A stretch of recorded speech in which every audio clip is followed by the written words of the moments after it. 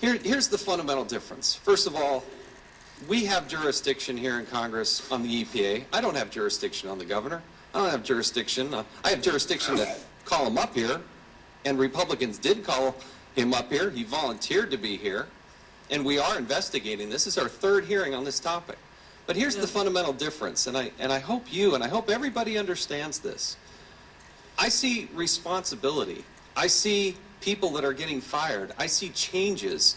I see an admission that there was fundamental wrong that happened in the organization. But then when I turn to the EPA, has anybody been fired? That's a question. No, sir. Has anybody been dismissed? No, sir. When the EPA Region 5 administrator there, Susan Hedman, the day you finally did take decisive action, when you were questioned about that, you said that her act of stepping down was courageous. I did. I'm going to ask you again. Did the EPA do anything wrong? The EPA worked very hard. Let me make one. Okay, no. Let me make one. No, because I have another question for you. No, hold on. Okay. Did the Mark Edwards has testified here twice. He doesn't have a dog in this fight other than he wants good quality health for people, and he wants good clean water, and he happens to know the science behind the water. On those two hearings, did Mr. Edwards say anything that you think was wrong, or maybe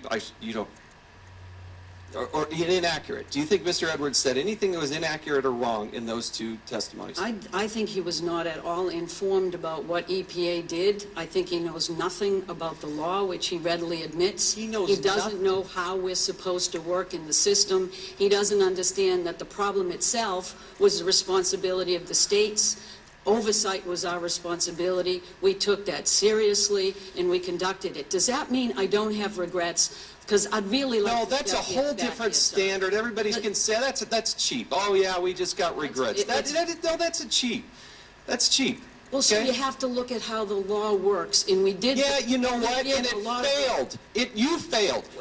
You said, quote, if there is anything I could do, if there was any switch I could pull, you had that under the law, and you didn't do it. No, sir, I did not have that under the law. Yes, you did. If there is an imminent threat, there is an imminent threat, you can pull that switch. And you finally did in January. Administrator, you are wrong. There's two parts to that, sir. You skipped the second. What's the second part? You need to have the information to determine an imminent substantial threat. So why do we even need an EPA? If you can't do that, you were in those homes. No, I am asking the questions. Okay.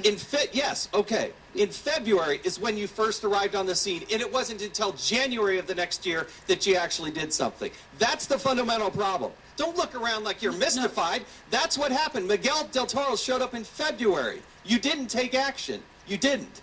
And you could have pulled that switch. We consistently took action from that point forward. There are a lot of people in this audience from Flint. Sir, nobody believes that you took action. You had those levers there. Mark Edwards from Virginia Tech, bless his heart. No, just listen for a second. Okay. Had the opportunity. They have said things like, we failed to get EPA to take lead and water risks seriously. It's possible, another quote of his, and this is possible because the EPA has effectively condoned cheating on the lead and copper rule monitoring since 2006. He read your op-ed that you put out that was one of the most offensive things I could possibly imagine. And he says about you, EPA Administrator Gina McCarthy, that effectively absolved EPA of any wrongdoing or any role in creating the Flint disaster. If you want to do the courageous thing, like you said Susan Hedman did, then you too should resign. Nobody's going to believe that you have the opportunity, you had the presence, you had the authority, you had the backing of the federal government, and you did not act when you had the chance, and if you're going to do the courageous thing, you too should step down. My time has expired. We'll now recognize